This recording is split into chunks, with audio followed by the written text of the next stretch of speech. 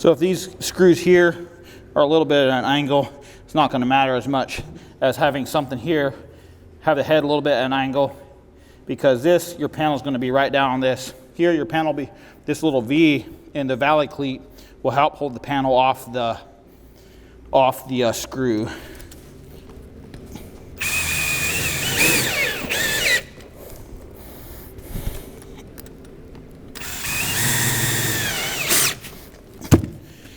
Okay, you see this here? Got a crack in here. Can I have a little stick of butyl tape?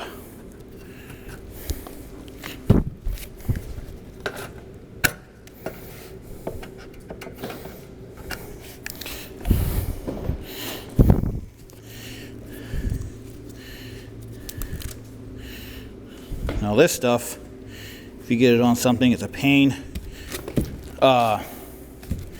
to get back off.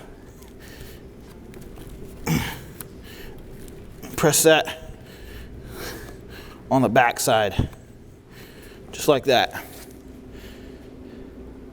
Any questions? Okay. All right, Caleb. Bryce. See. Huh? Why do you paint that? Oh, so Caleb asked, why is my white side up and my paint side down? If you're looking up the roof, probably not going to happen all the time, but for the instance that does, someone looks up there and they see a bunch of white peeking through down there. That's just to make so everything's the same color, and also to help protect. So the metal, this is just primed. So the metal has a warranty, but it doesn't have any other protection. So that's also to help protect it from all the elements that are coming down the roof. You will have protection. This V will help protect stuff from hitting it as much too. It will keep it from hitting water, ice, whatever you want that's coming down the roof. But that's the main reason why we have the painted side on the bottom, is to help protect the metal, and also so if you're looking up the valley, you don't see any white. Okay. Okay, let's make a panel.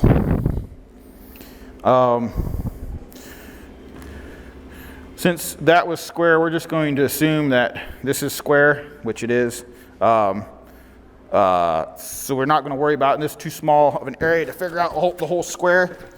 But you can still figure the square out if you need to. Just get a 2-foot framing square. If you got a small dormer, if you know what a 2-foot framing square is, just run that on your eave, on your drip edge, and run it up the roof, and that'll give you a straight line. Tape measure? There it is. All right. What do you got for size, Gib? 20 and a half? Your panels? Is that what you have after the bend? Okay. So he's got a panel prepped. What he's going to do is he's going to cut off a panel with the rib so we can slide it in this piece here. You got one to start from that way and one to start from this way. Let's start on that one. Go ahead and just cut the rib off. Yeah. So, a little trick.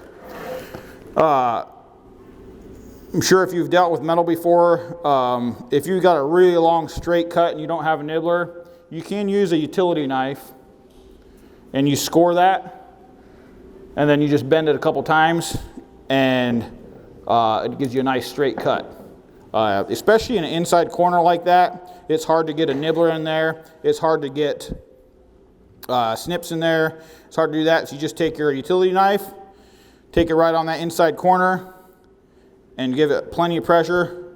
And if you do score multiple times, if you can try and make sure you score in the same spot you scored the previous time, otherwise you're defeating the purpose of going over it multiple times, because this is going to be thicker metal, so you're going to have to give it a little bit more chance to get scored a little deeper groove in there. Then he'll just take it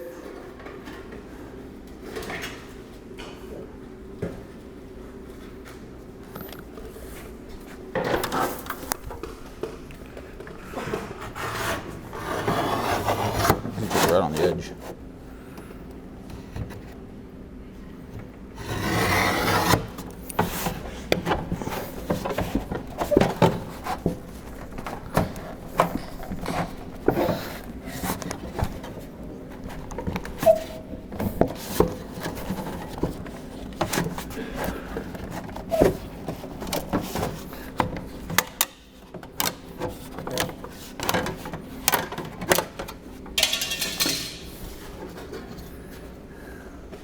So it's going to take a few guys to do some of that, especially on a long panel. And you can get one guy, and if you can, one of the things is when you're getting stuff prepped, you show up to the job, and you can get started on get some trim on, and have one guy start getting a cut list. So then you can have a guy starting to prep the bottoms. You can have a guy starting to prep ends. That way, when you got the panels, all the trim on, you can have everybody just get on the roof and start throwing the panels up there. Hey, thanks for checking out these videos. Hope what you learned was very valuable for you. If you've got any questions or comments or would like to see something else, please reach out on our email or on our website. Thank you.